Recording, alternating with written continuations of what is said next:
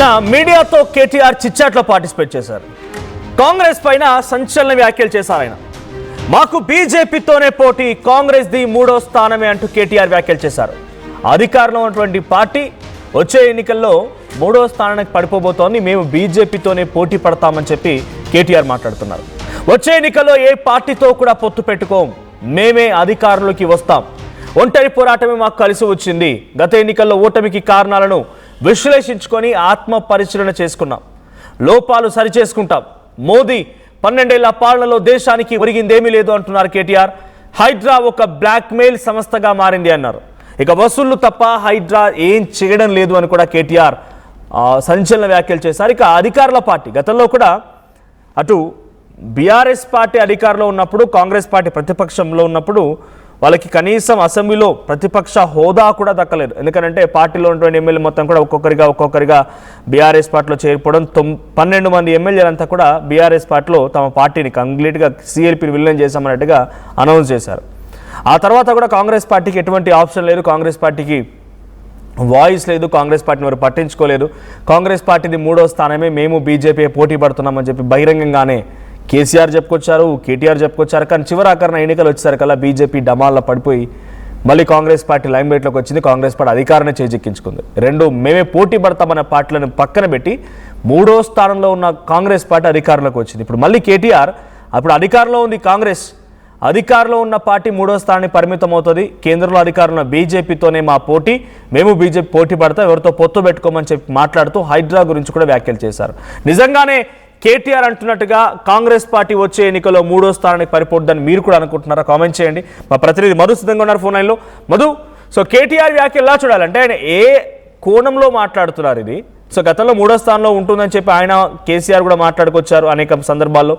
అదే పార్టీ అధికారంలోకి వచ్చినప్పుడు మళ్ళీ అధికారంలో ఉన్నటువంటి పార్టీ 3వ స్థానానికి పడిపోతుంది అని చెప్తూ ఉన్నారు. మా పోటీ బీజేపీతోనే అంటున్నారు. బీజేపీ కేంద్రంలో ఏం చేయలేకపోతుంది, రాష్ట్రానికి ఏం చేయడం లేదని ఎండగట్టేటువంటి బీఆర్ఎస్ పార్టీ ఇప్పుడు మళ్ళీ బీజేపీతోనే మా పోటీ అనడం ఎలా చూడాలి? ఇది ఒక రాజకీయ ఎత్తుగడ అనుకోవాలా? నిన్న కేటీఆర్ చిట్చాట్లో భాగంగా కొన్ని కీలక వ్యాఖ్యలు, దాంట్లో అమ్మ విలువ అన్నం విలువ లేనప్పుడు తెలుస్తుంది, ప్రస్తుతం కేటీఆర్ గురించి తెలుస్తుంది అనేటువంటి స్టేట్మెంట్ ఆయన స్టార్ట్ చేశారు. రాష్ట్రంలో పాలన కరెక్ట్ లేదు, ప్రస్తుతం చాలా దారుణమైనటువంటి సిచ్యువేషన్ లో ఉంది, వెనక్కి వెళ్ళిపోయింది. కాంగ్రెస్ అధికారంలోకి వచ్చిన తర్వాత జరుగుతున్నటువంటి పరిణామాలతో ప్రజలు ఇబ్బంది పడతా ఉన్నారు. రోజుకొక అబద్ధంతో గోబెల్స్ రేవంత్ ఇద్దరు అన్నదమ్ముల్లా, ఇద్దరు బ్రదర్సా ఆ రకంగా ప్రచారం జరుగుతూ ఉంది. ఎందుకంటే అన్ని అబద్ధాలు చెప్తా ఉన్నారు. 100 రోజుల్లో చెప్తా ఉన్న హామీలు ఒక్కటి చేయకపోగా 2.5 సంవత్సరాలైనా ఇంకా బీఆర్ఎస్ నే ఎత్తుపడుస్తా ఉన్నారు, బీఆర్ఎస్ పైనే ఆయన ఆరోపణలు చేస్తా ఉన్నారు. మరి అట్లా అంటే దేశాన్ని కాంగ్రెస్ పరిపాలించింది 50 సంవత్సరాలకు పైగా, ఇంకా కాంగ్రెస్ నే తిట్టుకుంటూ పోవాలా? మేము 10 ఏళ్ళు అధికారంలో ఉన్నాం, బాగా చేయలేదనేటువంటి ఒక ఆలోచనతో వీళ్ళు చెప్పిన దొంగ హామీలను నమ్మి ప్రజలు కాంగ్రెస్ కి అధికారం అప్పచెప్పి ఇప్పుడు బాధపడతా ఉన్నారు. కాంగ్రెస్ ఏం చేయట్లేదు, బీఆర్ఎస్ బాగుంది అనేటువంటి ఆలోచనలో ఉన్నారు.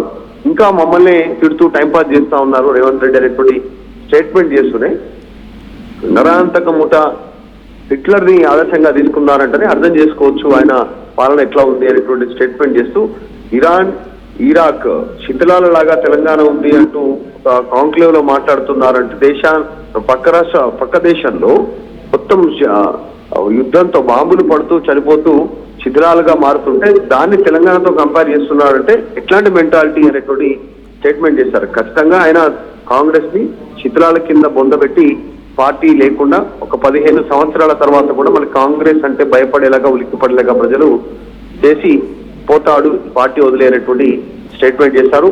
ఇంకొక కీలక స్టేట్మెంట్ ఫ్యూచర్ సిటీకి సంబంధించినటువంటి విషయంలో కూడా మాట్లాడారు. ఫ్యూచర్ సిటీకి సంబంధించి రేవంత్ రెడ్డి ఇల్లు కట్టుకుంటాడు ఫ్యూచర్ సిటీలో, మరి ఆయన కట్టుకోగలుగుతాడా, పోయి అక్కడే ఉండగలుగుతాడా అనేటువంటి స్టేట్మెంట్ చేశారు. ప్రస్తుతం కాంగ్రెస్ పార్టీ సిచ్యువేషన్ ఎట్లా ఉందంటే ఒక జారుడు బండ నుంచి కిందికి జారుతున్నట్టుగా ఉంది.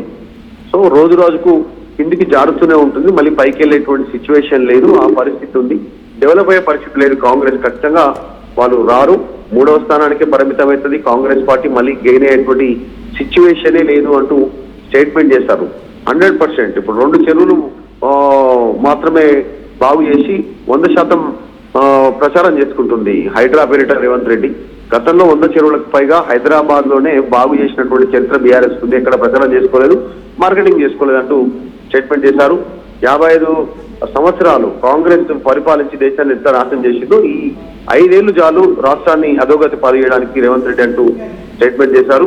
అనేక అంశాలపైన ఇక 9 హెట్టి పైన కూడా మాట్లాడారు. అది కాదని తెలిసినా కావాలని దానిపైనే పడ్డారు. అదే ప్రయత్నం చేస్తా ఉన్నారు. ఎల్ఎన్టీని బెదిరించారు, ఎల్ఎన్టీని లాక్కున్నటువంటి సిచ్యువేషన్ ఉందంటూ స్టేట్మెంట్ చేశారు. ఇలా అనేక అంశాలు మాట్లాడుతూ పార్టీ గురించి కూడా మాట్లాడారు. త్వరలో పార్టీ ప్రక్షాళన ఏనున్నారు.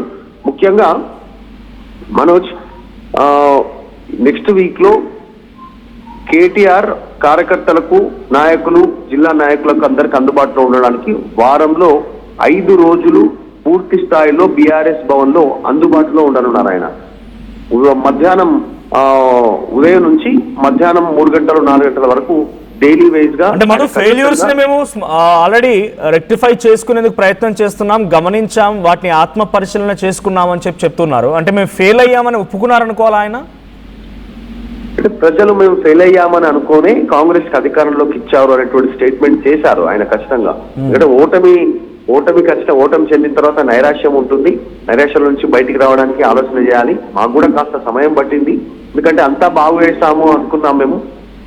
ప్రజలు మాత్రం మమ్మల్ని తిరస్కరించారు, కాంగ్రెస్ కి అధికారం ఇచ్చారు. దాంట్లో తప్పేం లేదు. ఒక్కొక్కసారి అనేక పార్టీలకు ఓటమి జరుగుతుంటుంది, ఓటమి వస్తూ ఉంటుంది. మాకు కూడా ఓటమి వచ్చింది, మేము దాన్ని రిసీవ్ చేసుకున్నాం.